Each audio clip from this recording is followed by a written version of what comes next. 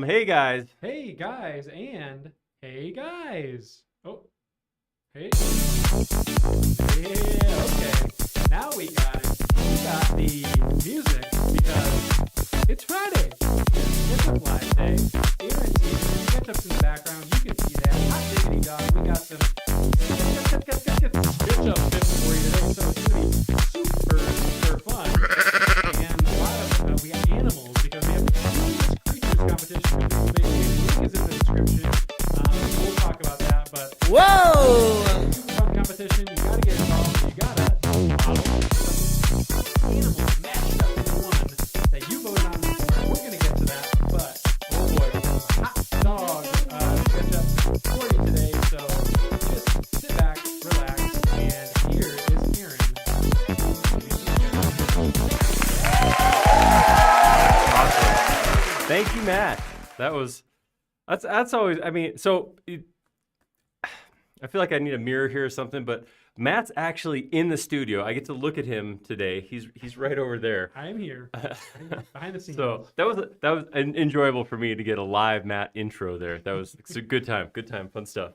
Yeah, this is gonna be fun. Hopefully you guys are doing well. Matt mentioned I am Aaron, and we're gonna do some modeling. We're gonna model an entry for the 3D Basecamp Curious Creatures competition because we love alliteration, and it's gonna be a fun one. So the idea of the competition, like Matt said, he'll put a link up there. The idea of the competition is to get animal-related models of some sort and submit them, and the top models will actually show up in something at Basecamp.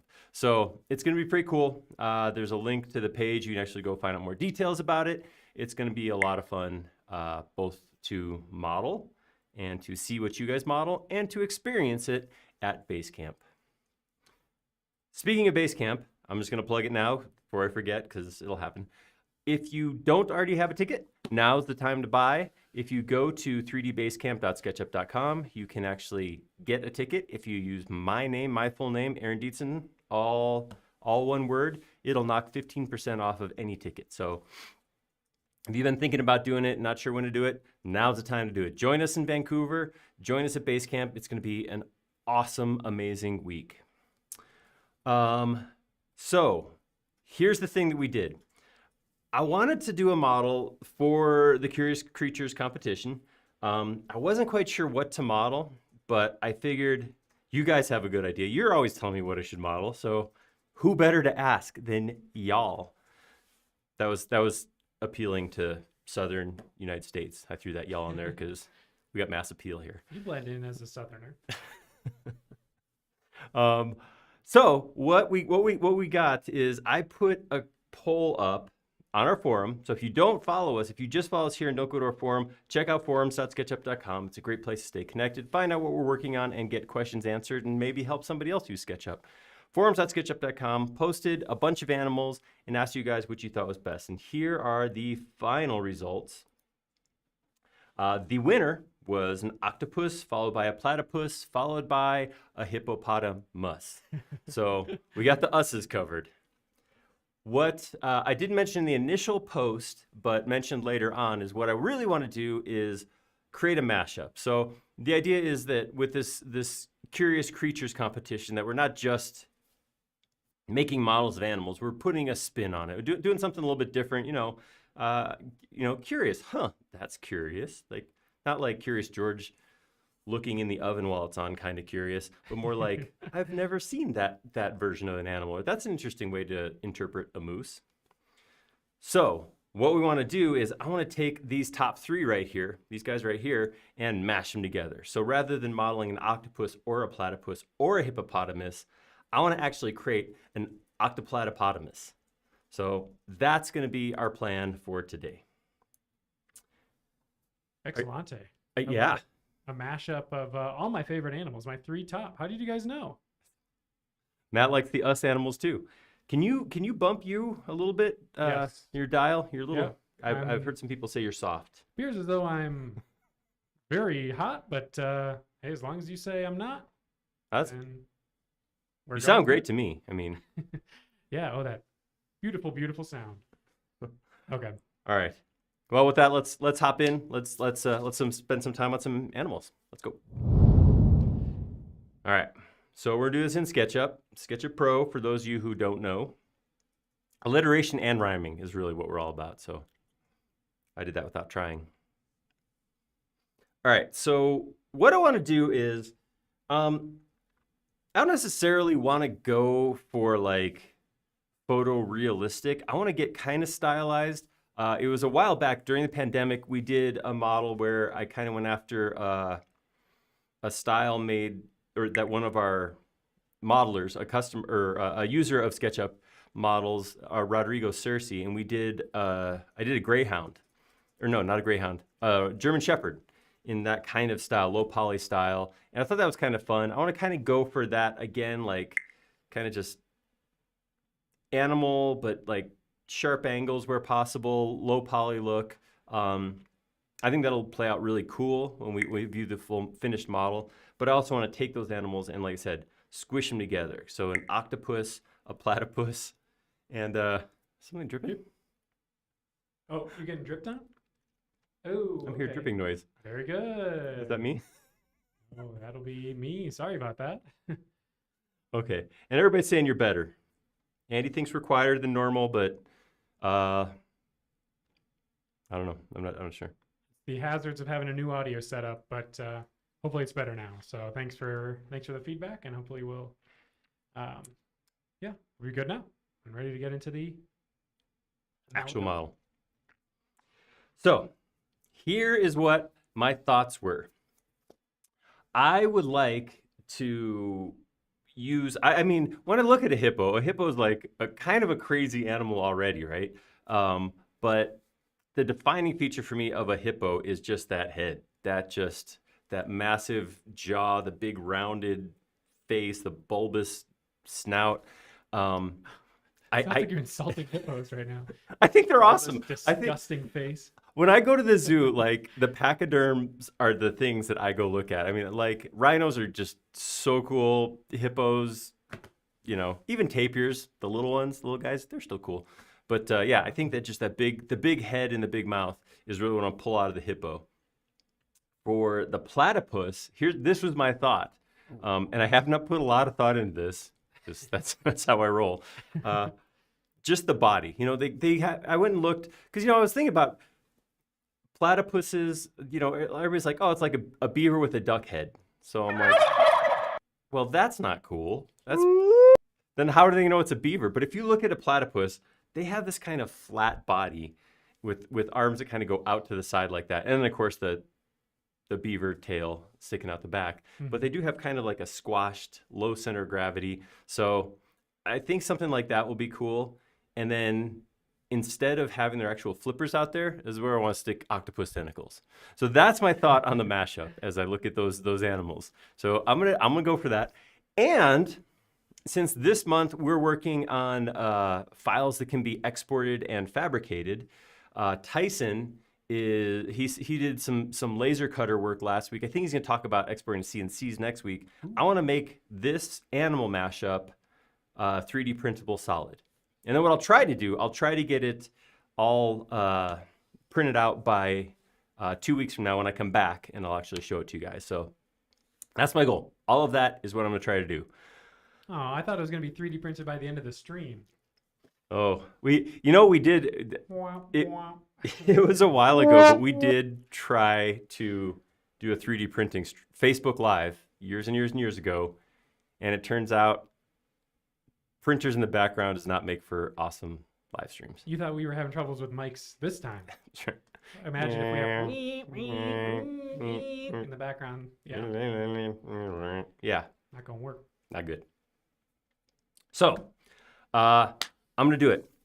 I am going. Oh yeah, Andy's calling out the bottom teeth. Oh yeah, the hippos when they open their mouth, look at the two teeth like this, and the two teeth that point out this way. It's a mess. It's awesome. Oh, they're hungry. It's gonna be good. Ooh, scary. Can I find any hippo noises? No. Well, that was. It's an animal. Yeah. We were actually talking about that. How, Sorry. none of these animals really have sounds. Octopus doesn't make a sound. I would imagine platypuses and hippos make noises, but nothing distinct. So we're to make do with other sounds. Somebody pointed out hippopotamus is Greek for water horse. Ooh. So you got that going for you. All right. So I do have some reference photos. I was trying to figure out what the best way to do this is. I might just import them and throw them on the ground so I can look at them if I need to. I'm not going to trace anything. I don't want to sacrifice the screen watermark on the screen. So what I think I'm just going to do is just say import and then grab a couple of these. So we'll take my platypus, pull that in. So see, there's that flat body. It kind of comes up a little bit of a dome. And then I'm just thinking like where these flippers come in. It'll model these nubs right here, little arm nubs, and then shoot a couple tentacles out of there. Whoa. But that'll be the general shape that we'll work with for our hippo. Yeah, that's what I'm talking about. That's the good stuff. That's the thing. Look at that. I never realized that they had the pointy out teeth. That's yeah, that's for opening bottles, I think. Just kind of I'm pretty sure that's how that works. And then I grabbed we all know what octopuses look like mostly, so I just grabbed one, but yeah, so they do have mostly 2 rows of tentacles that go pretty close all the way to the end. So these are our inspirations. I'm gonna slide them over here. All right. What I would like to do a lot of with this model is I want to do a lot of work with solid tools. So especially, I mean, a mashup kind of asks for solid tools. What solid tools does is lets you take different solid pieces and connect them together. I mean, it's basically what we're talking about doing with a mashup. We're going to take a piece of this, and squish it together. So that makes a lot of sense for this particular model. So I'm going to go ahead and start by modeling just kind of a platypus body. And this is going to be, like I said, just kind of making some shapes, kind of feeling out how that's going to look. I think what I'll probably do to start is come in here and draw half. So I'm going to draw half of his body. That way I can just do it once and it'll be symmetric. All these animals are symmetric. So that is none of the animals we're drawing. It is just testing to make sure the sound effects aren't too loud. Okay.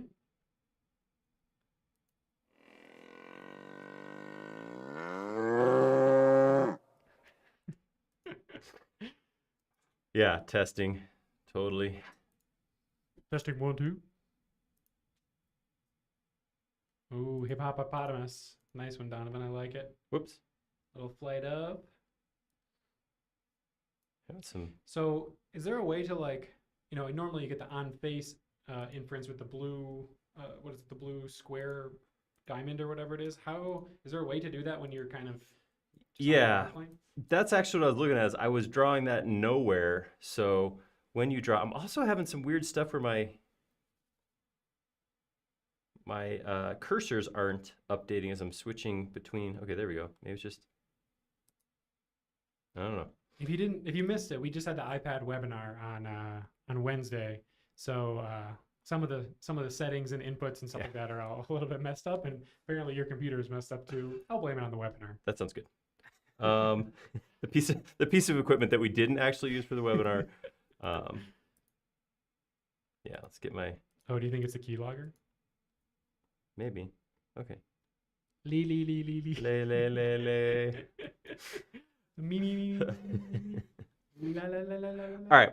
So what I'm looking to do here is get half a platypus, just kind of laid out flat.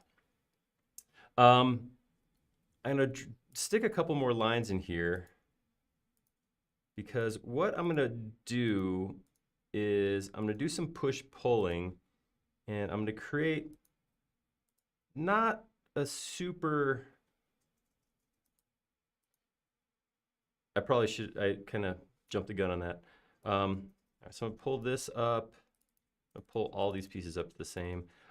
This thing that I'm going to make initially is not going to be good or pretty at all. I'm going to have to do some cleanup as I do this. But what modeling this way lets me do is kind of just, wow, really weird stuff's happening with my icons here.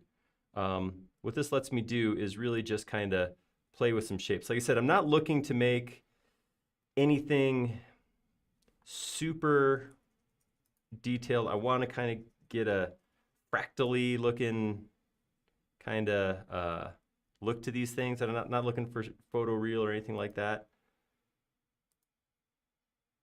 Yeah, I like that. I like the way that's looking. I'm gonna reverse this so he goes that way. All right, all right. I can see it. I can see it. Up. Same thing. When you break, when you take, so I was moving the edges here, and when you do that, this rectangle can't be one piece when this end moves higher than this piece, so SketchUp automatically breaks it. It puts this line across. That line's not always necessarily what I want, so I'm going to delete that, and I'm going to put a new line across like this. And then I'm going to Option Erase to, there we go, smooth that, smooth that, smooth that. All right, so yeah, we're getting a platypusy shape, platypus-like shape. I'm going to take these two, and I'm going to move them down. Just kind of, whoop, hey. Hey. Hi, Niraj. Bye, Niraj. Okay, they don't, looking at this picture, we're not dealing with a whole lot of neck here. There's a little bit of narrowing, but it's not a lot. So I'll take, all right, I might have to, I'm not sure what's going on. I might quit and restart SketchUp because I've got this, the cursor's not updating is confusing me. Yeah.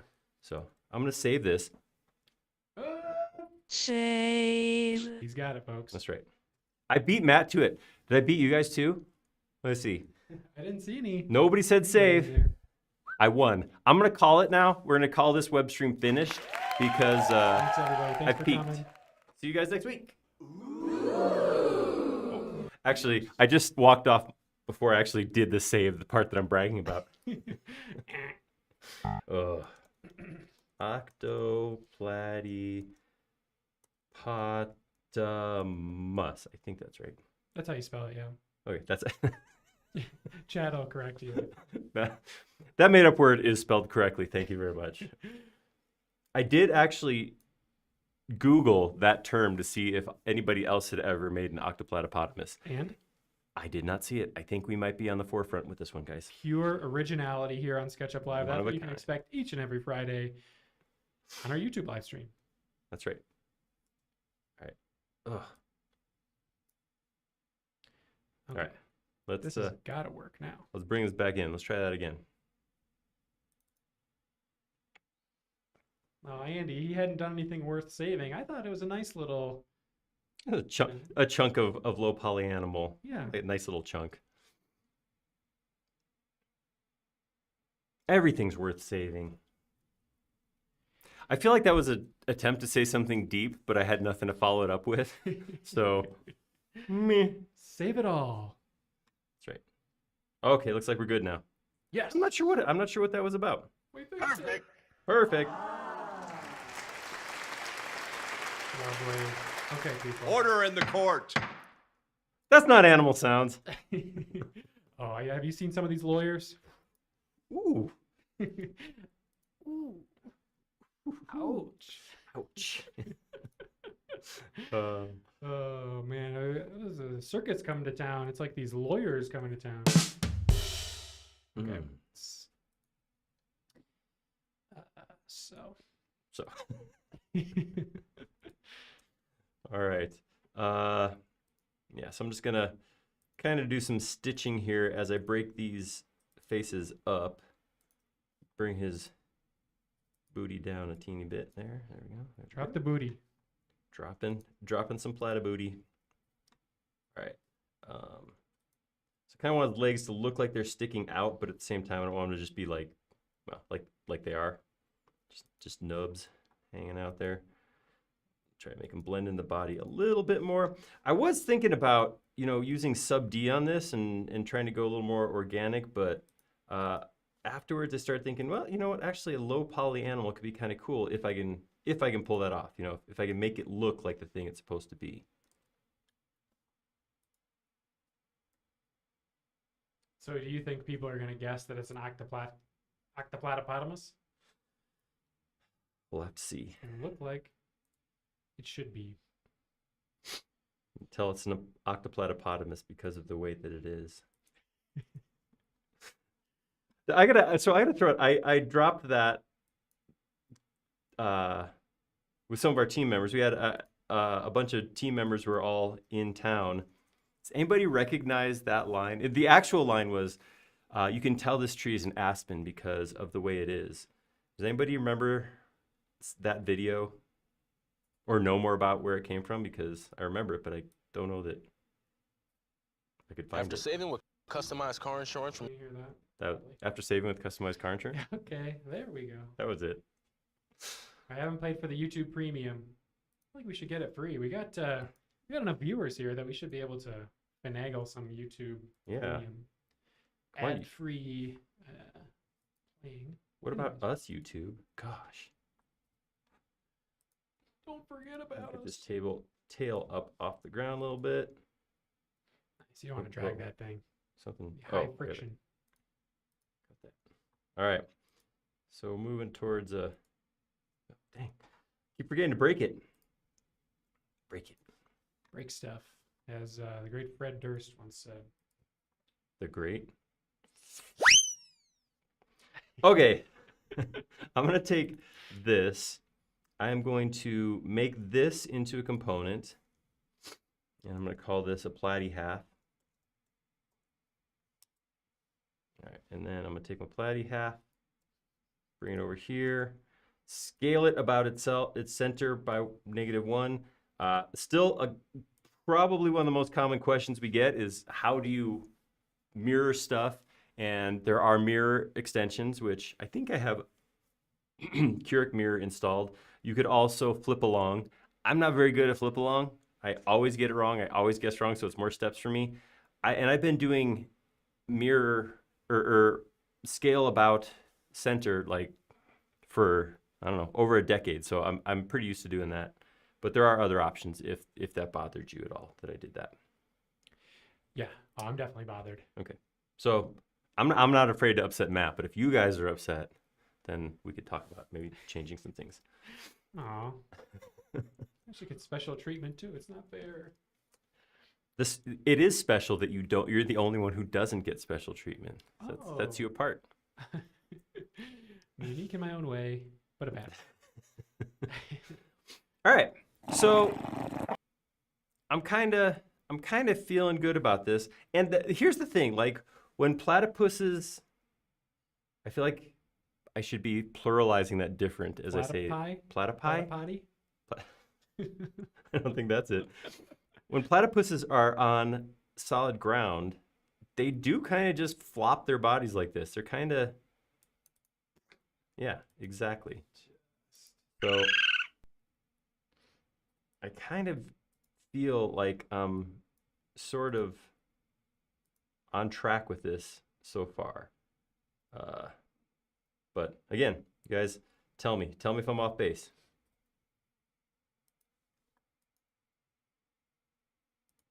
And a nice little taper in there. That's right. So it's kind of just like a hand folding, a hand sort of sculpting situation that you're doing here. So actually, speaking of that, one of the things I could use here is vertex tools. Vertex tools is a cool set of tools that allows you to move the points as opposed to the edges and faces. So what I can do with that is I can actually do things like taper, move, rotate, whatever, to get those individual shapes. And what vertex tools does a real good job of doing is manipulating geometry in such a way that it maintains like these triangles here. So kind of cool. So what you can do is let's do the same thing here. Grab this, vertex tools, just kind of rotate this up towards the front, move him up a little bit. There we go. Cool. So yeah, it's a low poly. Ooh, that's a shame. It's a shame how those words just happen. Low poly plot.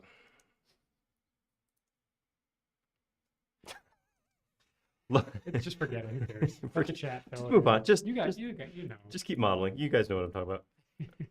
Don't make them say it again, please. Just save us all some time and energy. Yeah. Let's see. We have in the chat here. Today is World Bee Day. Bzz.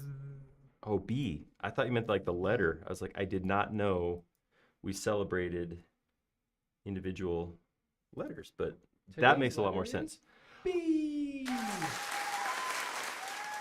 Let me tell you a story related to bees real quick. So, the town I live in, it is a town, not a city. They sent a thing out to everybody saying, you know, we're trying to be conscious of bees. And one of the things that bees do is they use like newly growing lawns as part of pollination. I don't understand, but it's good for bees if you wait longer into the spring to mow your lawn. So I'm like, oh, that's an easy, don't mow my lawn. I can help the environment that way. So I did that. I didn't mow my lawn for about 2 weeks longer than I would normally go without mowing it. And I went out and did my first mow, and I had some sections of grass that were probably pushing a foot, and I did almost die. Like, not, this sounds like an exaggeration, but it was close. It was touch and go. I was like, told my wife, down 911, I'm gonna take another pass, or down 91, I'll take another pass until if you need to hit another one. But it was a little scary. But yeah, I did my part for the bees. You're welcome, bees. Thank you. All right. Yeah, no, that's good for you. Yeah, I don't know. That's bold because anytime I see a yard above like 4 inches, I'm like, gosh, who lives there? I know. What are they doing? But maybe The you need like a worst. sign in your yard that's like, don't forget about the bees. It's for the bees. All right. Video Channel is saying, I'm new to SketchUp. Can you give me some tips on it?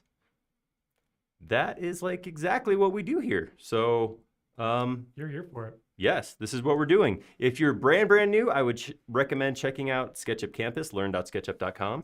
It's a great place to take a little more formal class of learning, and it starts from the beginning. The absolute, I've never used SketchUp before, and builds from there. So check that out. This ends up being a little bit more just kind of fun modeling, see what SketchUp can do, hang out with you guys, answer your questions as we go along. Not so much rigorous, focused attempts at modeling. So, Yeah, or comprehensive training. right. More just like kind of tips here and there as we go. But yeah, for sure. Campus is the way, and I dropped the link in the chat, is the best place to go for a beginner.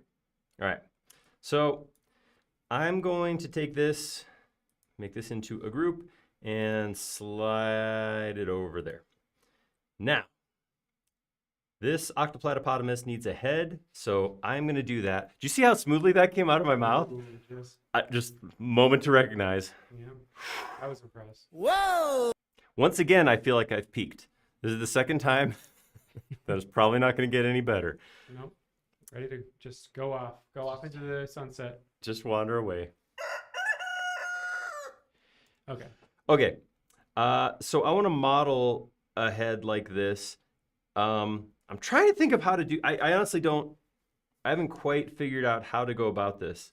Like what direction to model from. I think I'll just model it as 2 pieces. So we'll go make the top of the head something like. Again, I'm going to model half of it. What in the world are you doing? Is what they all say. That just looks like rectangles. That's right.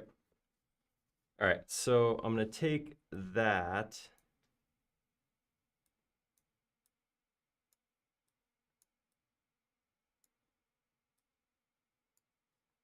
All right, so hope you can see kind of what I'm going for with this shape. This is definitely too long of a snout. Looks like an alligator, not a hippo. All right, so going for that low poly. Excuse me. Going for that kind of just low poly shape. This is half of it. Here's what I'm gonna do. I'm gonna make this a component right now. We'll call this hippo half. Woo, that'll do it. And I'm gonna take that over here. I'm gonna try flip along. I'm gonna say right click, flip along, green. He's done it, folks. Again, Walk off moment. peaked again. I just gotta go, get out. All right. So the reason I'm doing it this way is because I don't know, I felt pretty good about the aspect. What's the the thing? The scale, or what do you think? What do you Yeah, think? like the scale of how the size everything was to itself over here. Yeah. This felt a little off, and if I do that, see the whole thing, yeah, that's Hippo's got a wide head, but this is a dump truck right here. So we're gonna take this and just kind of bring it in a little like this. Definitely do have big heads, but When you're going on a tiny little body, yeah, we're gonna we're hold gonna that sucker up. play with it a little bit. All right. So I think something like that to start with. And this is just the start. This is just massing. And it's just the top of his head too. So I want to come in and put the bottom half in afterwards. So we'll come in and drop some more geometry down below. But I'll take this, and then maybe this guy will come down like that a little bit. Same thing here. Uh-oh, I'm gonna have some sticky geometry issues here. No. I'm gonna undo that, and we'll do that first. Actually, I'm gonna do this. Kind of a cylindrical shape-ish, like that. Ooh, So it seems like you've done this kind of modeling in the past, and you know sort of what works and what doesn't. Because I'm looking at this and I'm like, I don't really know what you're doing here, but you obviously have a way of making it look like you want. Yeah, so part of this is because I have practiced doing some subdivision modeling. And subdivision modeling, of course, is where you keep everything basically a set of squares that are broken in half into what we call quads. Quads are four-sided shapes that are broken into triangles.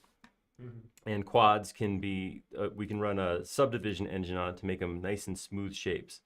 In this case, I'm actually kind of looking for these chunky edges. I don't want to go like straight up Minecraft where everything's a square, but I do want to kind of slowly build in geometry, and that's kind of leaning back on that a little bit. Some of it too is just, I mean, this is fun. I don't know if you guys are enjoying this or not, but it's kind of fun for me to be able to just come in and start making shapes where I don't have oh, this has to look just like this, or I'm lining this perfectly to this.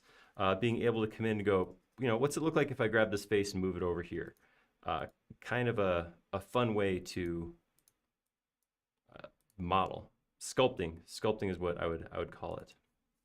So here, just offset that middle part, broke that up, so then I can grab this piece, pull it out, and see if I can get kind of a roundish kind of shape on the front there.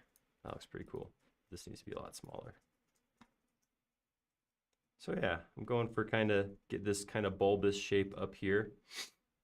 Looks pretty good. I'm gonna do the same thing back here. His snout is, and this is turning out kind of cartoony, which I'm okay with. Where, it's a fantastic creature. This doesn't have to look like the real thing in the end. If that were the case, we'd have a photo of the thing we want to have and go in and start tracing it with lines and do a whole bunch of, I don't know, lofting or something like that to get those shapes. Yeah, I like the more interpretive, abstract shapes better. It's a nice little, it reminds me of like old video games, like initial 3D video games, like PlayStation 1 and Nintendo 64, where it's like very, not rudimentary, but it's like a stylized look, Yeah, stylized. That's a good way to put it.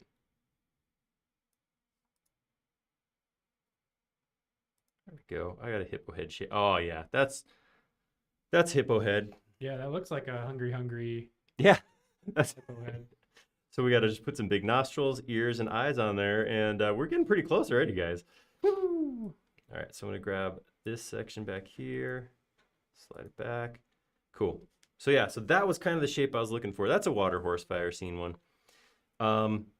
Let's go. Let's upend this thing. So I'm gonna grab inside of the component. I'm gonna tip it up. The reason I did it inside is because then both of them came up. I didn't have to leave context to do that.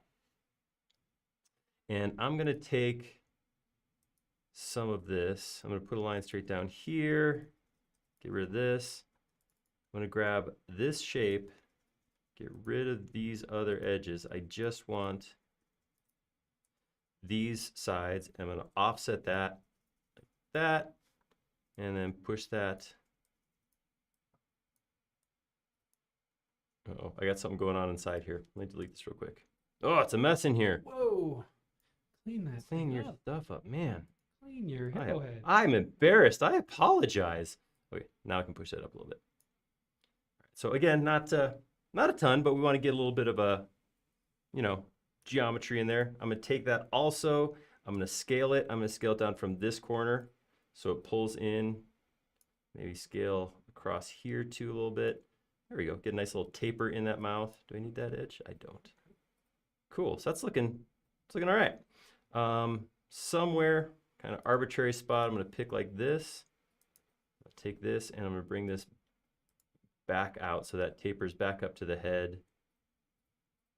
I might actually break this and grab that, slide that up a little ways. Cool. All right. So now very hungry hippo looking. Oh yeah, make some room for those marbles, baby. That's right. And I'll be honest with you, this is offensive. I don't feel like modeling to this level of detail. I don't know a lot about hippos actually. I know pachyderms, like I've seen elephant teeth, and they do have this like big, like tooth. Their tooth falls out. It's like a foot long. It's like this big continuous thing. Oh yeah, it looks like they probably fall out a lot. Look at how dirty those things that's are. gross. Get a toothbrush. Gosh, especially if you're gonna be on, you're in front of the world right now. Come on, have some self-respect. So I'm not gonna put that level of detail in there. I'm gonna come in and I'm gonna get like, maybe I'll just do, these are the big, this guy's got them kind of short, but these are the big ones that stick out. I'll get those and let these little nubbins, leave those alone. So I'm gonna do that with solids. I'm gonna actually do everything else I wanna do by, let's put this back down real quick. Everything else I wanna do, I'm gonna do with separate solids. So, maybe not the nostril. No, I'm gonna, yeah. We'll model the nostrils separate, and we'll join that on. Eyes, ears, we'll put all those on as separate pieces. And teeth. So with teeth, one of the nice things about working with components like this is separate geometry right now. So when I come in here, I want to start playing around with like, what's a tooth going to look like? I can, start playing with geometry, and I don't have to worry about this merging. So I can start sliding around. Does it look good if I put it up here, coming out of the side like this? Or do I want to pull it back? If this were in context with the main head that I've already drawn, it would be joining together and connecting geometry, and I'd be getting those stretch lines you see all the time. But by doing it in this context, it saves me from having to worry about that kind of cleanup to get done. So, yeah, but for real, let's look at this tooth. I think something like that looks good. Looks kind of scary. Yeah, I'm terrified. Let's get a little bit of, let's cartoon this up a little bit, maybe.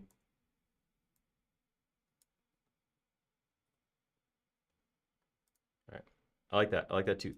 So what I'm gonna do now, I'm gonna grab this and make it a group.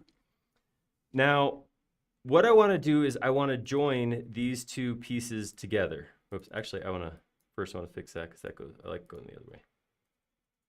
I guess that wasn't a big difference. I want to join these two pieces together. So this piece and this piece. if I do that right now, if I grab both of these and do outer shell or do add to merge these two together, it's going to cause a problem in that these two will now become a new group. Why is that a problem? Because I have a copy of this component right over here that's not going to get updated because they won't be copies of the same component anymore. For those of you who don't get what I'm talking about, components are a collection of geometry, and every copy of a component is inferenced together. So when you change one, they all change. If it is a group, which like this is right now, I could make copies of the group, change it, and it doesn't care. So I want to keep this as a component and add this into it. So here's what I'm going to do. I'm going to take this piece right here. I'm going to Command X. I'm going to cut it. Now I'm going to come into this one, grab all this geometry, and make it a new group. So now I have a group inside of a component. I'm going to come up here to Edit, hit Paste in Place, and watch what happens. I got two teeth. Oh. Because what happened was the component, I just placed a copy of this into the component. So it just showed up automatically in both. And now, since I have a group and a group, I can grab both of these groups. I can say outer shell. Oops, something's not, I got to clean up this guy. But I could do that and it'll make a new solid component new solid group inside the component without breaking the connection between the two halves of the hippo head. My P's and my H's got mixed up. So if you want to repeat a group, just toss it in a component. That's right. All right, so it looks like peeking inside of this hippo head. You're gonna want to get rid of that, and there's your problem. So I got a couple spots where geometry's inside. This flicker in the middle is not a problem. That's just the two pieces next to each other doing their thing. That's a little Z fighting. We had a video on that. Just go out. Help you address that if you ever come into it. Ooh, I'll drop the link in the chat. Yeah.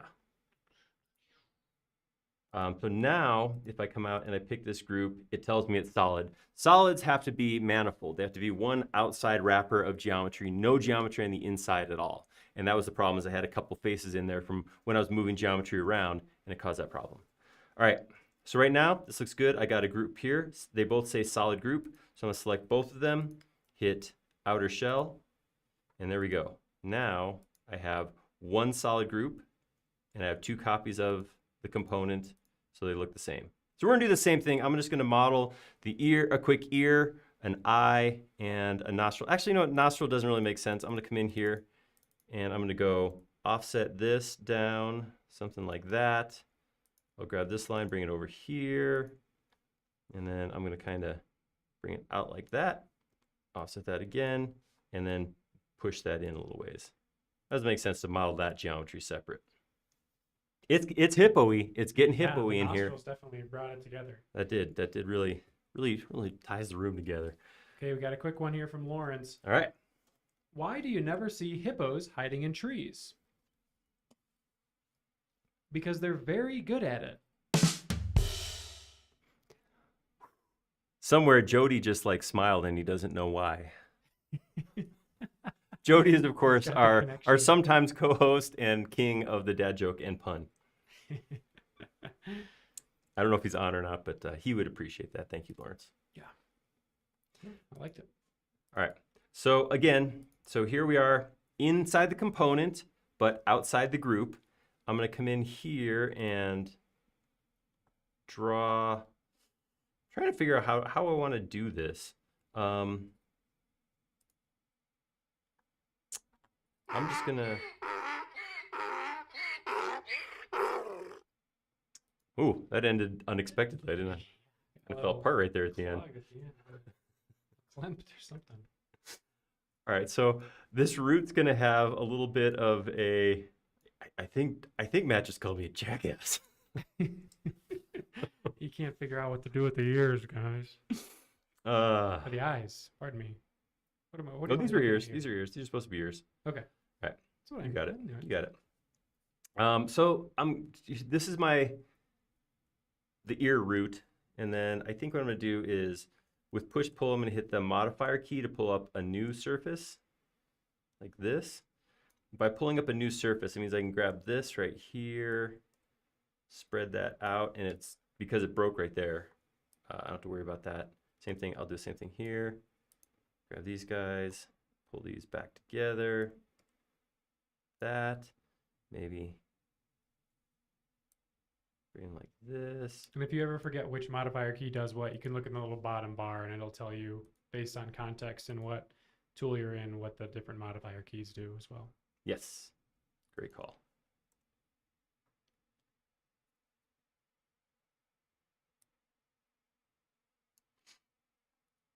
All right.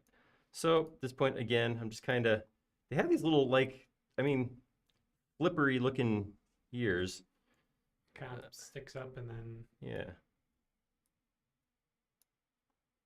I kind of like that. I'm going to grab this section right here and I'm going to use vertex tools again to rotate because it's, the reason I like to use vertex tools for these kind of moves is because it's non-destructive.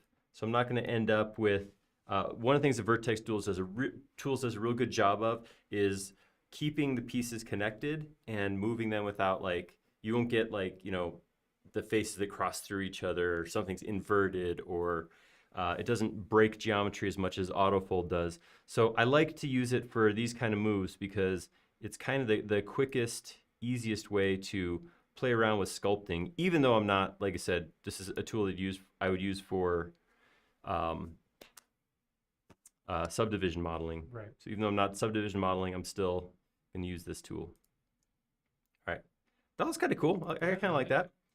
I'm going to make that into its own new group, and I'm going to position it. I feel like it needs to be back here. Maybe I'll take the whole thing and rotate it a little bit. Yeah. Has a little, his are down more, but I'm going to keep my guys' ears up a little. I'm going to take that, and now I'm going to merge it together. So again, solid group, solid group. Oop, is that group not solid? Oop, this is not solid. So I'm going to go into context. Hide everything. Oh, yeah. So when I did that modifier key push pull to bring up a new surface, I left a surface inside. So what I want to do is I'm going to peek in here. I'm going to grab this end surface, delete it, and I can see there's one, delete that, and there's another one. I could use Solid Inspector for this as well. Those of you who've been around a lot know Solid Inspector. Solid Inspector is an extension that goes through and checks and says, do you have everything you need for this to be solid? There's an easy cleanup on that one. I'm sure I'll make a bigger mess soon that I want to use Solid Inspector on. All right. Yeah, it's always there to clean up after you. Thank you, Tom. All right, so I'm going to merge those two. Again, because I'm doing this one step at a time, just merging the pieces together, I'm making it pretty easy to maintain solid. A lot of times people will go grab a whole bunch of stuff and just bring it all together, do outer shell, and then it becomes kind of unwieldy. You know, it becomes like kind of a big mess. If you do it like this and build pieces at a time, start putting together, it becomes it's a lot easier to keep your solid. Right. Instead of a big mess, keep a bunch of little smaller messes. I like my messes one step at a time. Thank you very much. All right, eyeball time. I think for my eyeball, I want to kind of go round, but not like full round. So I'm going to do a hexagon, I think. Let's go into context. Inside the component. And I'm going to draw the original one back here, and I'll probably be repositioning it. I'll go parallel to this. So Jody is in the chat. Hey, Jody. So his ears were ringing. Guess so. So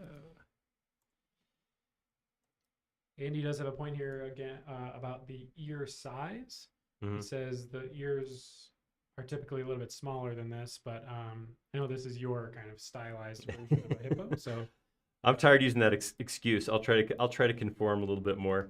We already connected it, so resizing, like, it's going to be a little more difficult, but I can come in and, you know, shrink this geometry down without too much work.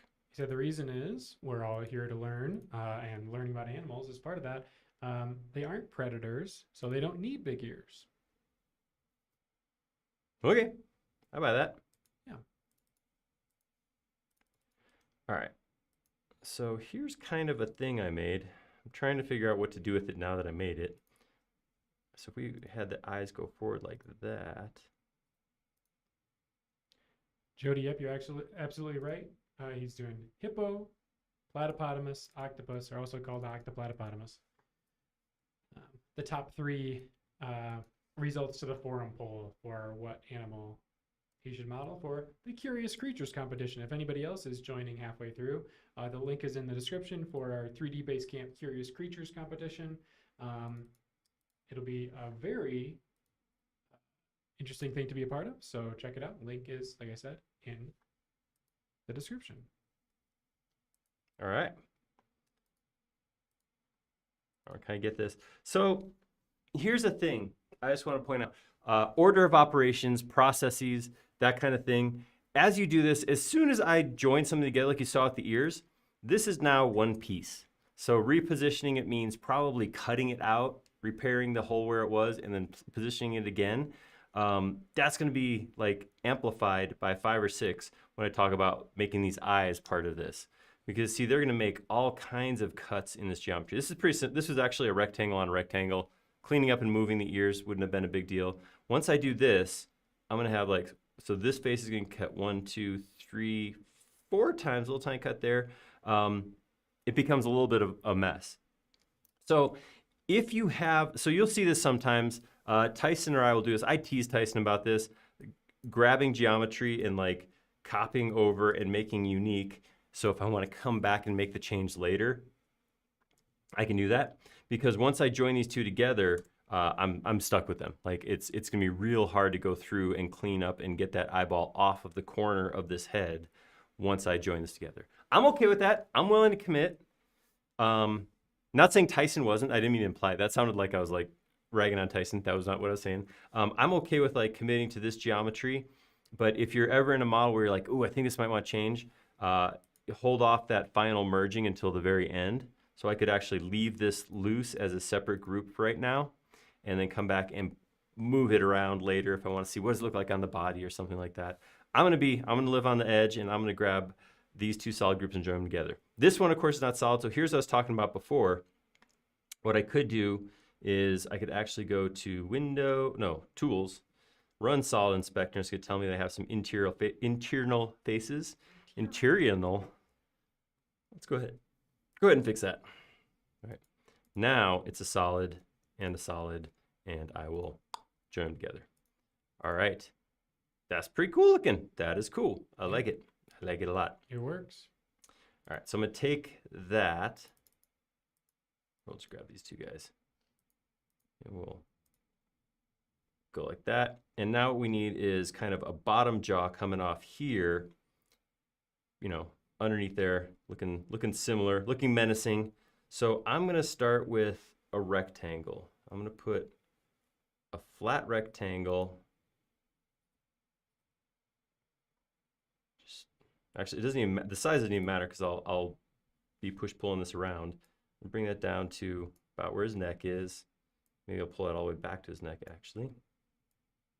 Push this in like this. So this is cool. This is where, so people when they're brand new get confused in SketchUp because they run into stuff like this where they model everything as loose geometry. Components and groups, absolutely key that you get a hang of those as early as possible in your modeling process because this makes it so easy to work with geometry like this. Yeah, so I kind of like that. I think I'm gonna do something, kind of round out that bottom jaw a little bit. That's not very wide open though, so let's go bigger. Go bigger, go Homer. That's right. You really gotta open that thing up. We got food to eat, baby. Still not an octopus or a platypus or a hippo. Not yet. Ooh. Maybe if I play them all at once, it's the same thing as modeling them all at once. Ah, I see.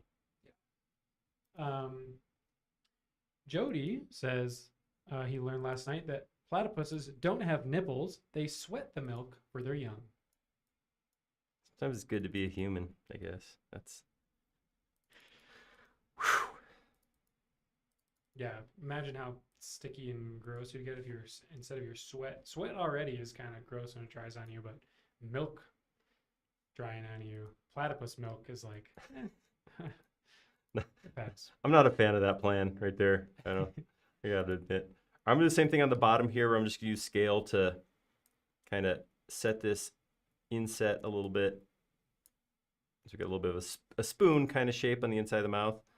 And then probably down at the bottom, do something similar where I'll grab just this bottom face and scale, just to give my, give me a little bit of a taper on the bottom. Hippo jaw. It's nature's spoon. That's right. That's what I learned from the nature documentary I watched last night. I'm pretty sure, was that the name of the documentary? Nature's Yes. Spoon? It was called Hippo's Jaw, Nature's Spoon, a nature documentary about hippos' jaws and spoons. Wow. I can't believe I missed that somehow in my research for today. Yeah, it does take like a full paragraph when you're looking for it on Netflix, so it takes up like the whole page. That's the problem. I probably didn't wade deep enough in there. Yeah, it's All right. hard to find. Yeah. Wow. You guys probably don't even realize how lucky you are with this, have this kind of information available to you on a live stream. Whew. Yeah, we should charge for this, honestly, or at least, hand out diplomas at the end. I like that plan. All right, I'm gonna grab this piece. Whoa, There we go. Give him a little chunk there. little Like it. jowls. Bring it on down. All right, gotta do something with this. I don't like the way that geometry is coming together. Probably, what should I do here? Probably do something like this. And run a line parallel to this. Inferencing here is going to be awesome. Let me draw this stuff in 3D. There we go. Came awful close. That's what I'm looking for. Okay, cool. Sometimes this happens when I'm kind of just messing around modeling. One of the things I like doing here is using move with nothing selected, and just when you hover over the point, you can actually grab that point and move it in 3D space. And if you're real good, this is not a brag because I can't do it obviously, you can get it lined up with that point and close the mesh. When this happens, sometimes when you're inferencing in 3D space, it can't find exactly the part you're looking for. It can't figure out which one to go. So sometimes I'll do a two-step or three-step move where I'll go, okay, I'm gonna hit the up arrow, constrain to the blue axis, and then click to that point. And then click on it and constrain to the red axis and click to that. Oops, blue is the wrong one to do because that made merging geometry. Overlappy. So let's try red first, green first. There we go. Green, and then grab that point and bring it back on the red axis. And then finally, we'll do blue to close it up. And now that's all connected back together. Now we'll close that mouth back up. Oh yeah, that's the stuff. All right, so now I got more of that, I don't know, mouth tendon? What do you call this thing? Little bat wing connector thing. Yep, that's the one. Man, it's like a science document. It's like documentary in here with the amount of knowledge that we have going on. All right, Here we see the hippopotamus jaw connected by a bat wing. Nailed it. Burrow? Nailed it again. Can't stop nailing it. Dang it, I should have got a bunch of Richard Attenborough quotes on my soundboard. What am I doing, folks? Just sitting here with a bunch of freaking farm animals. Another time. Opportunity for improvement, Matt. Opportunity for improvement. We'll get there. Yeah, we'll get there for the next time we model a bunch of animal faces. Hey, next time we're thinking about doing a Star Wars thing, maybe let's just do animals instead. Yeah, we got enough Star Wars apparently. Okay. So with that, I kind of made this piece that's going to close it all up. This currently not a solid, but let's come in here and find out why not. Let's go do this the quick way. Solid inspector, internal faces again, fix it, done. Solid group, awesome. Did I break that component? Yes. So here, I grab this, Command X again to copy that group, come into context, edit, paste in place, solid group, solid group. So I do want to put a bottom tooth on here. So the question is, do I merge these two together, then do that, or do I do that now beforehand? The answer is it depends. So every time you do an outer shell, it has to go through and it actually recreates the geometry. So the more complex the selected geometry is, the longer it takes to do an outer shell. Now this is still pretty low poly. That was the whole goal here, right? Was to go low poly. So This is not real complicated, but if I wanted to optimize, the best way to do this would be to come in and put this bottom tooth in first, merge it to the bottom, and then merge that into the head, because that'll be less polygons have to be recreated to create that geometry. All right, so make that into a new group.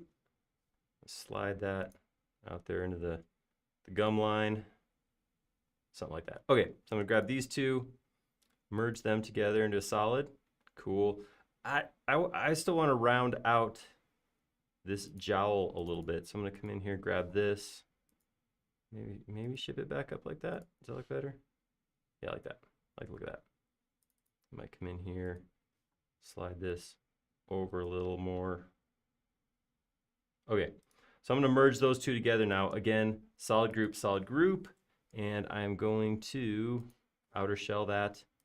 Oh, so now I got a hippo.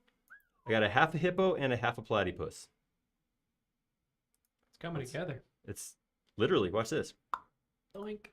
All right, so I got some scale issues, but we're on the right track right now. Again, with the interest of keeping, so I want to keep these two pieces separate as long as possible. In the end, I'm gonna position this monstrosity.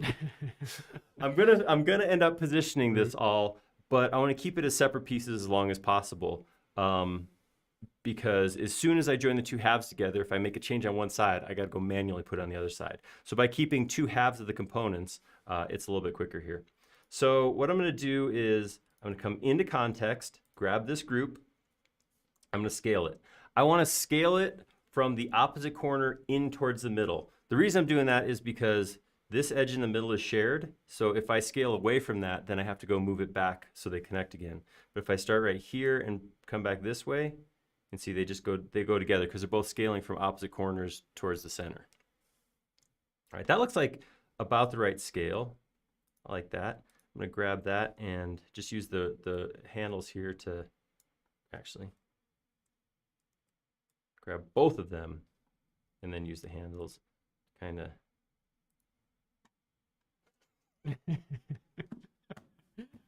Oh my gosh. The octoplatypotamus would be embarrassed. You're just like laughing in his face. Just looking at him makes you cry. It's just one of those. Every once in a while, we model something that is just it's kind of hard to keep a straight face whilst working on, and this one feels like one of those. So, all right, let's. Ooh, that sounded like a hippo. Yep.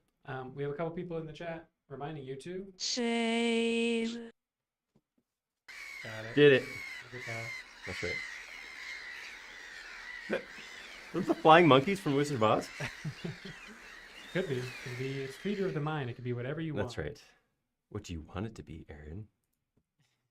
So I don't know why I got all HAL 9000 with that, but all right. I'm going to make a couple changes here. I'm going to come in and I'm going to go all the way down to the geometry. And actually, you know what? I'll just make this simple. I'm going to grab this back face. It's kind of covered up. I'm going to scale that and just kind of get that tucked into the collar of my platypus body. Tuck that neck in your collar. That's right. Get that back in there. That looks kind of cool. Maybe, let's see. Maybe what I'll do, I'll grab this line and then bring that to here. No, this one. And then to here. So I get something of a seam here, and then I'll come into this part and grab this point and pull it over here. All right, so now they're kind of lining up. I'm okay with this again, cutting across here. That's cool. That's kind of part of the look. Looking sick. Octoplaty. I don't know what to call this guy yet. What should I call this? Yeah, hey, chat. What's his name? That's chat. That's on you guys. What do we call our pet octoplatypotamus? And yeah. Andy says Picasso would be weeping. Randy says Darwin would be weeping too. I like either of those. Call our little man Look how Darwin. I massacred my boy. I'm going to. I mean, I know I was talking about being intentional about keeping his body kind of flat, but with his big head on here, I feel like I gotta give his body a little roundness. Mm-hmm. So I'm gonna break this like this, very intentional with this, and then grab this line or this face and just pull it down, just to kind of give him a little roundness down below. Yeah, it's a good thing you're doing this because, you know, from the beginning, I knew, and I think a lot of people in the chat knew as well, that this was a platypotamus and not a flatypotamus. Jody, how you feel about that? There it was. Big win, big win. All right. Taking it home. Sweet. All right. I'm gonna do it. I'm gonna go big right here. I'm gonna grab these two groups. Actually, now I gotta figure out how to do this. I'm gonna come in here and cut out of the head component, and then I'm gonna go into the body component, edit, paste in place. Oops, did I not go into a component? What am I in right now? Didn't go deep enough. Where am I?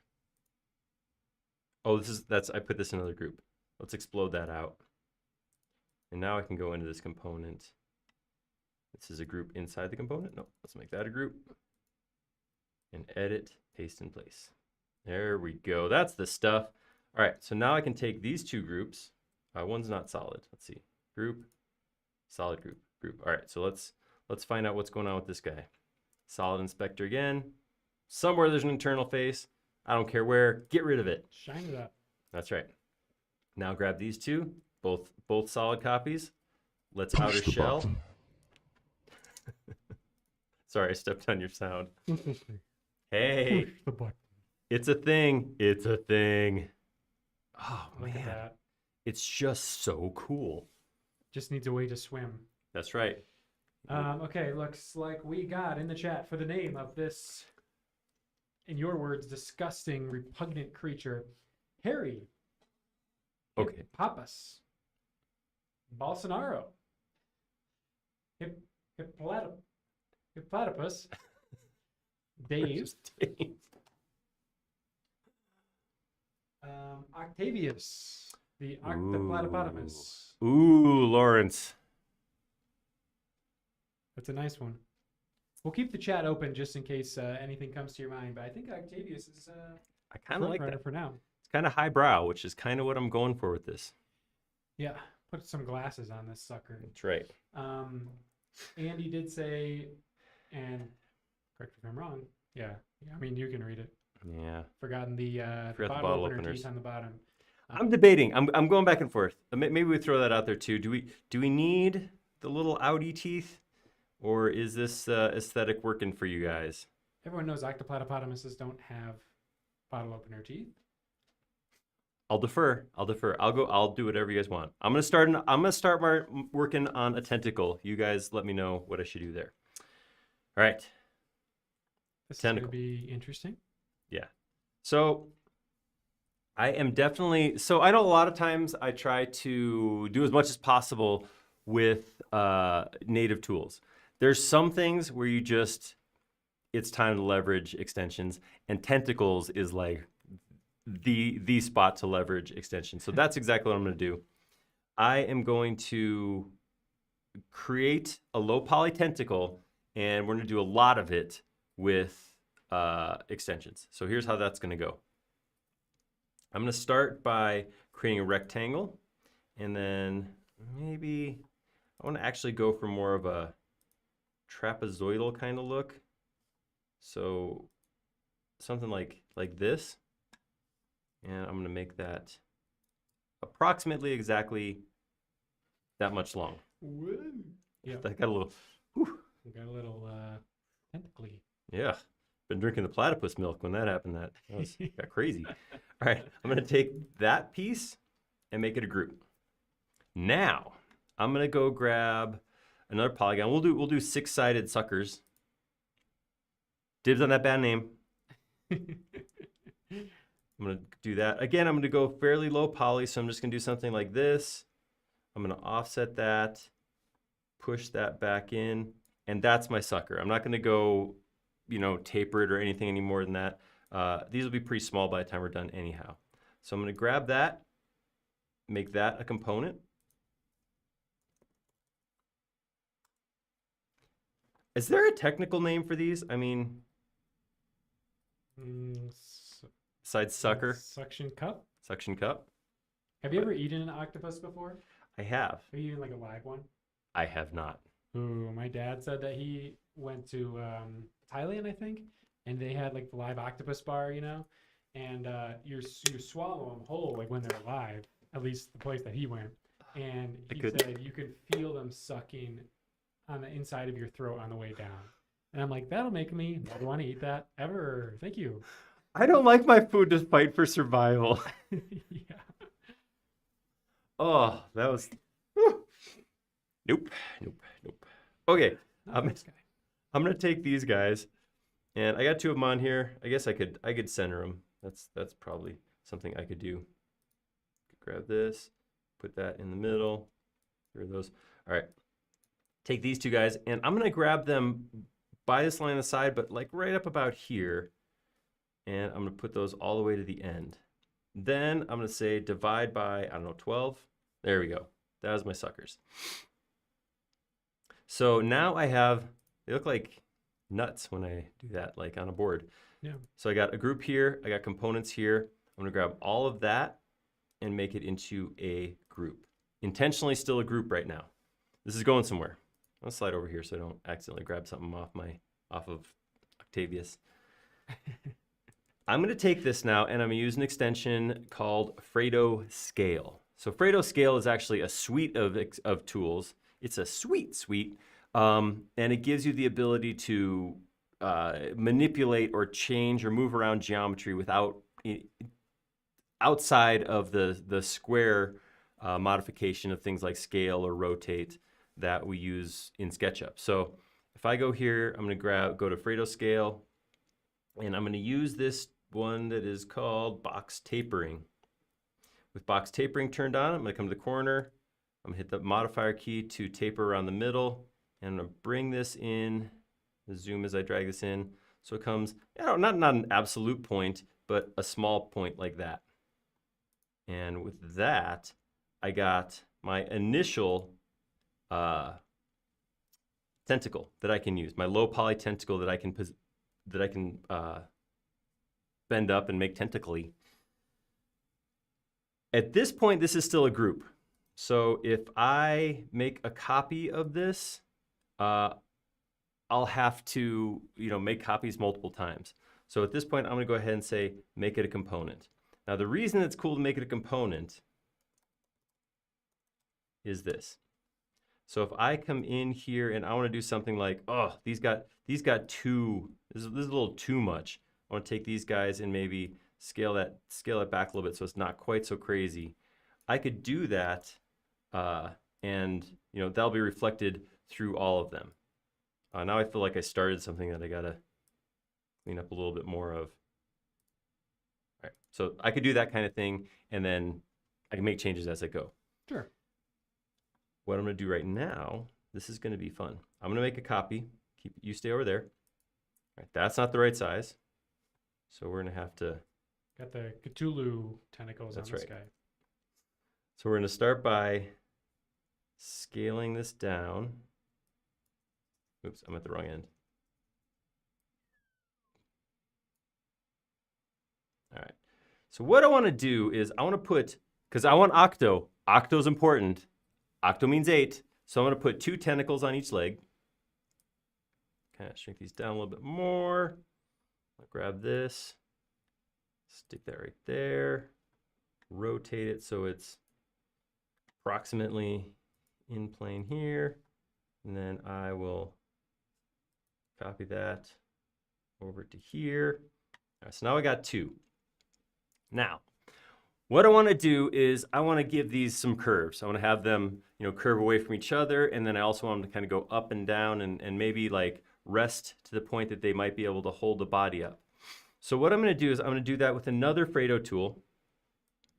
If I go back to Fredo collection. And this is part of Fredo Scale also. There's this thing called Radial Bending.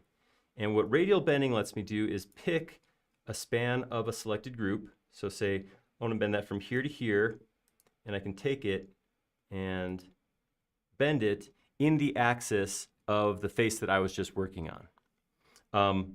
I just put a lot of geometry in there. This may take a second or two to figure out exactly how it's going to work. I was just thinking I should take the copy of the bigger one and do that because I may actually lose some faces. I may have done this a little too tiny. So, I tried. So that might be a little too much. We'll give that a second or two. I don't want to sit here and wait for it to calculate a bunch of thousands of faces. I saved just beforehand, so there we go. Nice. But the thing I was going to point out is because I made these components, I can actually deform the outside shell, which I just did. This was one copy of the component, but you see the other ones are all still straight. Because I didn't change the geometry inside the component, I took the shell on the outside of the component and moved it around. So something to think about as you work with geometry a lot and you want to change it and move it. Keep an eye on the different pieces. All right, now that I know what I want here, I don't know if it'll make it faster. I want to experiment with this. I'm going to take this and make this 100 times bigger. I'm just curious. If I wanted to make this now kind of angled down this way, maybe I will come in here. Let's save in case things go terribly, terribly wrong. Save. Done. Okay. We'll do another radial bending. I want to bend from here to here, and I want to bend down like that. Let's see how long that takes. Okay. So yeah, it looks like bending at larger scale goes quicker. That's cool. Makes sense to me too. This is when they say, do it big. That's right. Go big. All right. So I'm going to do one more radial bend on there for now. I'm going to go Tools,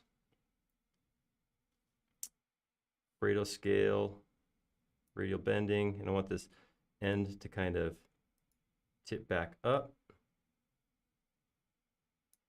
That. I love it. It's a perfect sound effect. Well, see if I can time it. Oh, Is that a mouth harp? could be cartoon boing is what.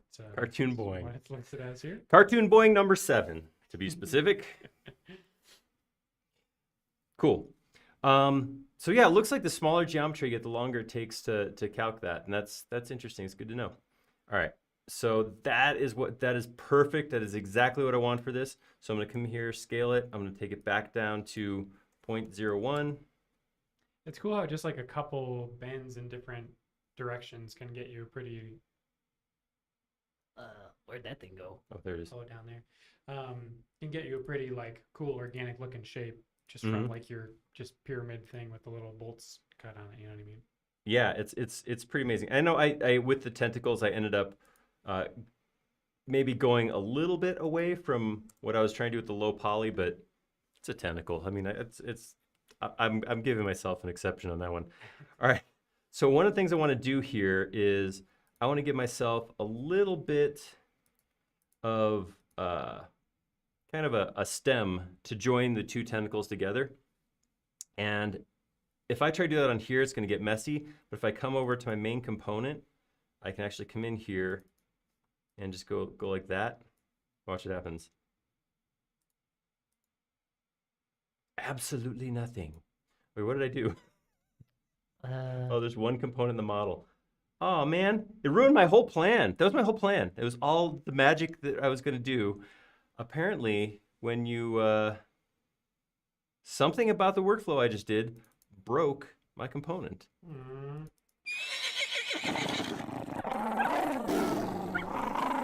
The animals are getting angry. Everybody got upset about that one. I was way more upset than I was hoping. All right, not a big deal. I can still offset that. Now I'll take this one. I'm going to copy this. I'm going to invert it this direction. So I can get two like that. Slide those right up next to each other. Yeah, Oh, you beautiful, disgusting thing. right. You disgust me in the best way possible. I love you. You're so gross. All right. Put that right there. Slide it down. All right, I might have to come in here. Make his arm nub just a bit bigger. Oh, that's it. That's Slide to it. the left. Slide to the right. All right. I'm gonna slide. Speaking of sliding, there we go. Cool. And I'm gonna come in here again. Got a component. So let's see. How would I go about this? Well, actually, at this point, I'm just gonna copy these same things. So I can grab one of these, make unique, and I'm just gonna come in here and get rid of, oops, did not go into context. Get rid of these suckers over here. Come into this one, get rid of these suckers over here. Yeah, maybe I'll drop that one too. All right, something like that. That's what my thing's gonna look like. All right, so now what I want to do is I'm gonna grab both of these. I'm going to make a group out of that. Let's see how close to solid I can get with this. I'm gonna come in. These all should, no, these might have broken. This may be my problem. This may be my issue, my Achilles heel in my process. I might not have made the perfect shape to try to make solid, or I should have made this solid beforehand. Ooh. Why is Looks it a doing little spotlight crusty. search? There we go. I probably should have done that because I want to keep it solid, because I want to keep it printable. I should have made it a solid at this point. That's what I should have done. I would have had to sacrifice my suckers, but I wonder how close I can get. Like if I,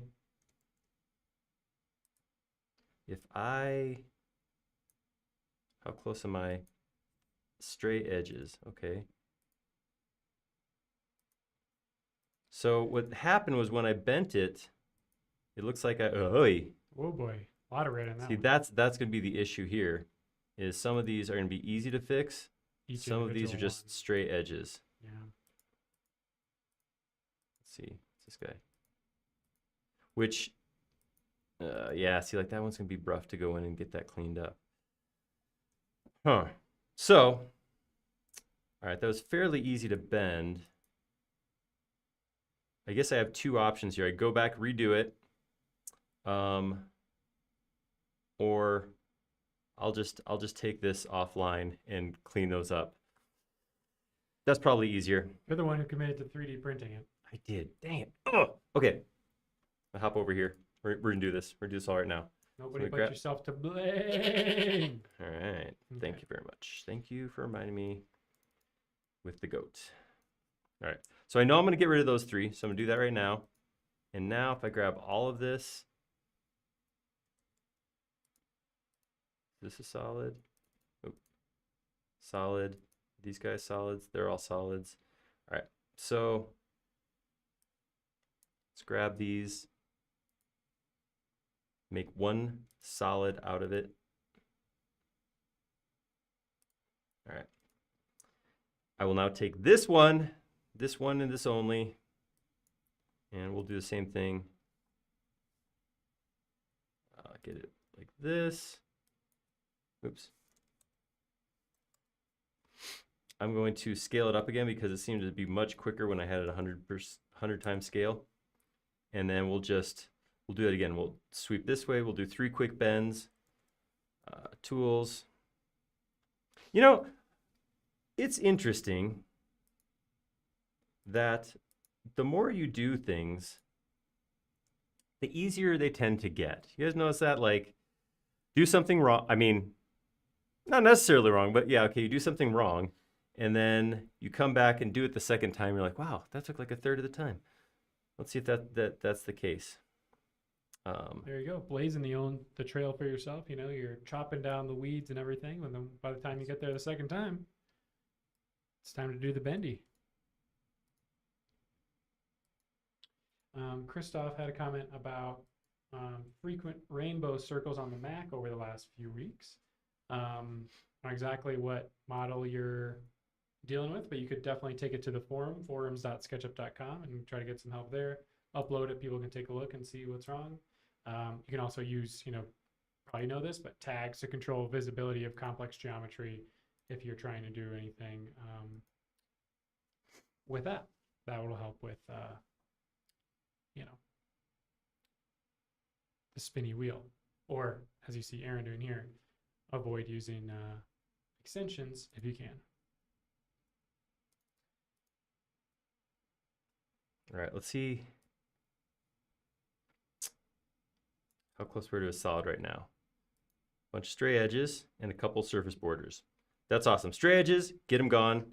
All right, and then a couple surface borders here. This looks easy enough to fix up. It's a little quick stitching. So you knew it had to come. love me some stitching.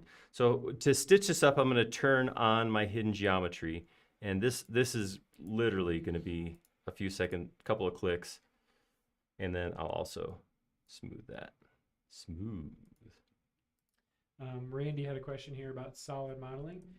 Even if I'm not planning on doing any solid work like 3D printing or you know, using solid tools or something like that, is it still best practices to make everything as solid as much as possible? I would say it sort of depends on the modeler. Aaron would say yes. Certain other people would probably say no. Depends on what you're modeling for, but what do you have to say to that, Aaron? Yeah, I think that's true. I mean, there's definitely times where I'll just go in and chuck some geometry together, let it overlap, and you know, if it looks good enough for the whatever I'm doing, then cool. I mean, nothing. There's not a thing in SketchUp where it's like this is a right model. There's definitely workflows and practices that are going to make you a more correct model, but there's nothing where it's like, oh, you can't ever do this. As I'm saying that, I'm already hearing the comments that come out of that. Well, you know, yes, there's a lot of things you shouldn't do, you know, just to keep SketchUp running well, to keep your model usable. But the nice thing about SketchUp is there's so many ways to use it. You can make so many different things that saying that, you know, you should always make sure it's a solid model is not always necessarily true. I think it's usually a good idea, especially if you're going to be handing it off to somebody else, anything like that. It's nice to have it as a solid model, but you can get away with not doing that sometimes, for sure. Transom says that the tentacle would make a cool table leg. Yeah, that would. That's pretty cool. I like that. Nice little ottoman or coffee table or something with some. Let's pass that off to Dave, see if he'll carve that out of wood for me. All right, let's see. Internal faces, fixed. We got a solid. Okay, cool. And it is currently inside of a component too. So I'm gonna go ahead and explode that once. And I got my solid group. I'm going to scale that back down to 0.01. This is a good point, Lawrence. He says when he's modeling, he's never regretted making things solid as he goes. So like maybe it's not necessary, but it's not gonna like hurt it. That's probably an excellent way to talk about that. Mm-hmm. All right, so obviously I got my scale a little off somehow. I blame math. I thought you were gonna say me. I blame Matt. Blame Matt. Get out of here. Distracted me. All right, so I'll take that guy. Ooh, that ended up being an even better tentacle in the long run. All right, so I'm gonna take these two solids and make them into one new solid. All right, and something's not quite solid about that. Oh, yeah, ooh. That got funky. All right, let's fix that. Let's solid inspect it. Fix that. And then, yeah, I got a couple issues here. I think this is a quick enough like a line here, and then a line here, and we're back to golden. Are these just extra? Nope. All right, leave those. So if it's happy with this, is this now solid? Let's see. Tools. 300,000 internal faces. Oh, wow. Nope. Complete opposite. There's a lot of geometry in this one little piece, yes. So it's still not, says we're shiny, but something's not working right. So it's not gonna let me join these together until I figure out why it's not solid. I think there's something weird going on right here. All right, let's look at our hidden geometry. See how this is this line is thick? Thick indicates that it's the edge of geometry, so it's not closed up. So these two faces meet, there's a thin line. These two meet at a thick line. So I'm gonna delete that and draw it in again and see if this fixes it. And Transom says, thanks for the donuts and design on pocket doors. I have installed lots of them. They are much better with good quality hardware. If you're not familiar, Donuts Design and Debate is our podcast that we do every other week. We every episode we bring an expert, a professional on to talk about a specific design topic and whether or not it's quote unquote good design. And then the live audience will vote to decide based on our 5 principles of good design. How does this one rank? And spoiler alert, the pocket door episode, it's out of 5 donuts. How many do you think that pocket doors got? You have to watch and find out, I guess, or listen and find out. I like that. I like that teaser. You're going to have to check it out on the podcast app of your choice or our very own YouTube channel here, youtube.com/SketchUp. Thank you. All right, I'm gonna get some tentacles on this guy. He's getting close to the finish line right here. All right. Yeah, he probably moves pretty fast with those little. I think so. Yeah, definitely. Let's scale this up a little bit. Doing some compositing right now. I think that's a term for another thing, but this is how I do compositing apparently. Yeah. All right. Do whatever you want. That's right. Speaking of the finish line, are there any noises? What have you not used yet? It's probably just repeats.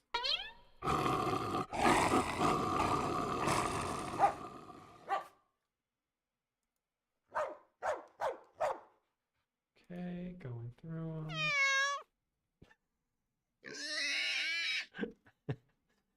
Awesome. Oh, that one was a little scary. That one. This is what this one sounds like. Is that like a pig or a monkey? I didn't. It's a mix between, probably. It's another mashup. It's Yeah, monkey pig. definitely a mashup. Well, it is a raccoon. I was gonna say if it was a possum, that seems like a mashup of an animal right there. That does. Like a raccoon rat or a. Yeah, it's not good. Whatever it is. No, definitely. What are they All right. called? Abomination. All right. So here, I'm going ahead and going to explode this out to my solid group. Solid group. Solid group. Let's just. I'm just gonna go for it. Roll the dice. Outer shell this whole thing. Let's do it. Non-solid or locked. That was weird. All right, let's undo that. Wasn't it just a solid group like a second? one? It seemed so. Let's take 2 of them and say solid group those. Okay, that works.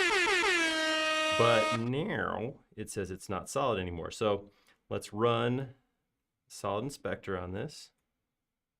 See why that is. And here's the thing. Oh, look at that.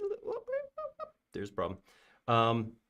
When you model for 3D printing, which is also one of the things we're talking about here, this is kind of the process. As you model, just constantly making sure that what you have is a solid. And if it's not, it means going through and fixing something so that it is. And that can a lot of times just mean, like here, I'll just get rid of that. It'll be the easiest way to close that up. There we go. All right, let's see how it likes that now. What do you think of that? How do you like that? Solid group? Look at that. Solid group. One more. And it stayed a solid group. All right, one more. We got one more. One more move. I'm gonna take this. Let's scale that. Let's line this up. All right, grab our 2 solid groups. Push the button. And push the button. Oh! Yes! Wait, but it's not solid. I lost my solid. Take it back. Take it back. That was All right. rewind. So same thing. And I mean this seems repetitive and like I get it. But this is seriously what, if you're gonna keep something solid, SketchUp is not a solid model. There's other tools out there where you're always working with solids and you're combining solids or subtracting solids and everything's always a solid. SketchUp's not that. SketchUp models surfaces, so faces that are connected together. When you close the surface so they completely close, then you have a solid representation. That's what you can 3D print. Anytime you have a hole in that surface, which it's a double-edged sword. It's nice because SketchUp doesn't care. Don't model solid. I don't care. Go for it. It's a downside if you're trying to make a solid to keep doing the steps to make sure something doesn't break. And the issue we're running into here is just small face geometry. If I had done all of this blown up at 1,000 times, I probably would not have run into some of these issues.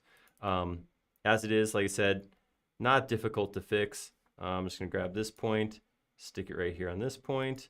I'm gonna erase this edge down here. There we go. And then reconnect that back up. Smooth that again. And let's see. We should be back to a solid group. There's a thing we made. Check it out. There we go. That's solid, eh? That's ready for printing. That's ready to print right there. Yes! It's That's big. awesome. It's Will it fit on the build plate?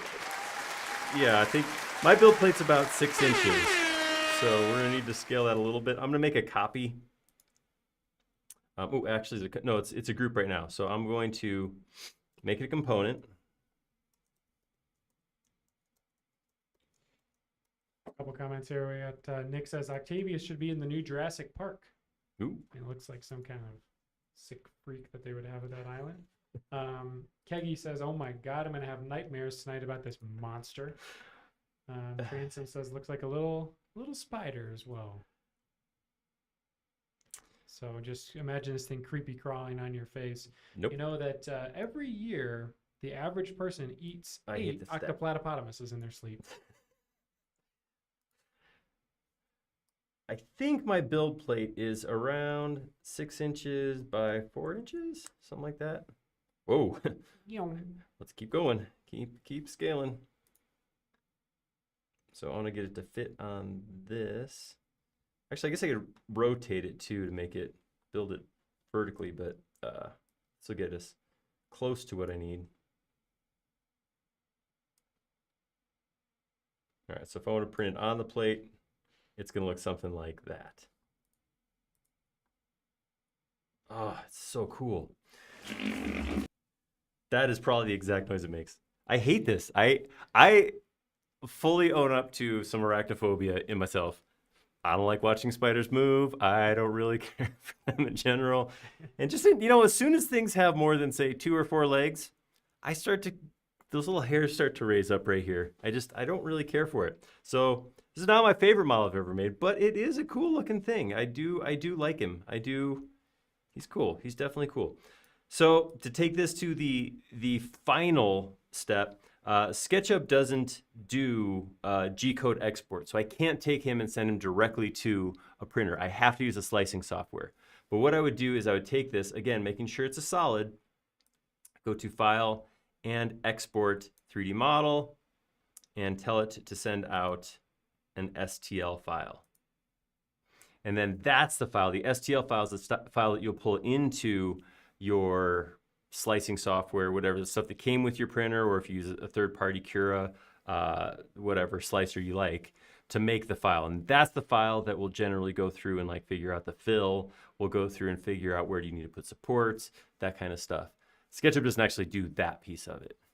But yeah, that is all there is to it. The battle, I don't want to say battle, the process, the key point in modeling for 3D printing is keeping the thing a solid. So like I said, there's two ways to do that. Go model whatever you want and then work backwards trying to make it a solid.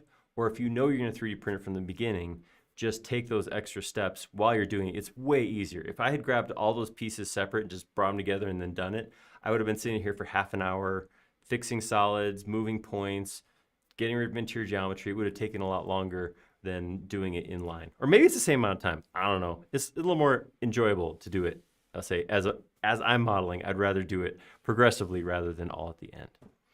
But that is it. That is a 3D printable, AR viewable octoplatypotamus. That will be my entry for the Curious Creatures competition. The competition does come with a template too, where you have to make your thing in a certain shape. So I will do that also. I forgot to go grab it, so I'm not gonna mess with it now. But yeah, that's him. Is Octavius? Is that what we ended up with? Is that our man? Octavius, I think that's the name that stuck. All right, I like it. I like it a lot. I'm gonna get rid of this. I'm actually gonna get rid of baby Octavius. I'll put that another time, and so we can just sit here and marvel in the thing that has been made. I would buy that too. He's got little lungs. He can't give that big, deep hippopotamus noise. Yeah, his mouth was bigger than his lungs. Yeah. Cool. Well, thank you guys. Thanks for hanging out with us. I hope you guys had fun. Hope you learned something. Hopefully, more than anything, I hope you guys enter the competition, because it would be super cool to see somebody come from this live stream and say, here's my, Octavius inspired me. But I'd love to see what you guys come up with. It doesn't have to be a mashup like this either. You can just do a different representation of a model or of an animal. Get artsy, get creative, do what you want to do, and like I said, get that file to us, because it'll be cool to see what you do, and possibly even see it over there at Basecamp. So it'll be a good time for sure. But that's it for now. We're gonna wrap this up. We do these every week, so next week Tyson will be coming at you, and he's going to be doing, I believe, this may change between now and then, but he's going to be doing some modeling for CNC, which is super cool. I love seeing, you can't see it now, but all the furniture that we have in our studio is actually CNC'd out of plywood. Cool stuff, fun stuff. But yeah, that's it for today. We're going to get out of here. I think we might have, is it snowing now? We have a snowstorm coming right now, so we came in and no, it's still just raining. Still holding off, waiting for the stream to end. That's right. So it's gonna wait till we get in the car, and then it'll throw snow at us. But we're gonna hop out of here. Hopefully you guys have an awesome weekend. Hopefully you have nice weather wherever you're at. Stay safe, stay sane, and hopefully we will see you next week. Good job by you. Take care. Thanks.